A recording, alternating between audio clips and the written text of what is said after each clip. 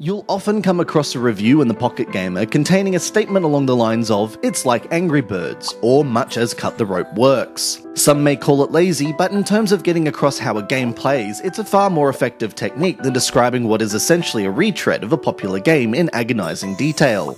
Unfortunately for me, Contre-Jour is like Cut the Rope, Angry Birds, Bumpy Road, and has elements of Limbo thrown in for good measure. So much for a snappy comparison. You play a black little blob called Petite, looking for light, stars essentially, and a big blue light to exit each level. You can't move Petite directly, so you have to rely on stretching tentacles, the ropes, moving the ground so he rolls the right way, or slingshotting him through portals. Levels vary between Cut the Rope-esque reaction puzzles where you have to attach and detach the tentacles at the right time to navigate past spikes, slingshot levels, with one all but screaming out Angry Birds with its wooden tower that needs toppling, and everything in between. This action is all set to some rather beautiful accordion work, wrapping the game up in a sad and lonely atmosphere, accentuated by some Limbo-esque visuals that are at once both stark and beautiful to watch.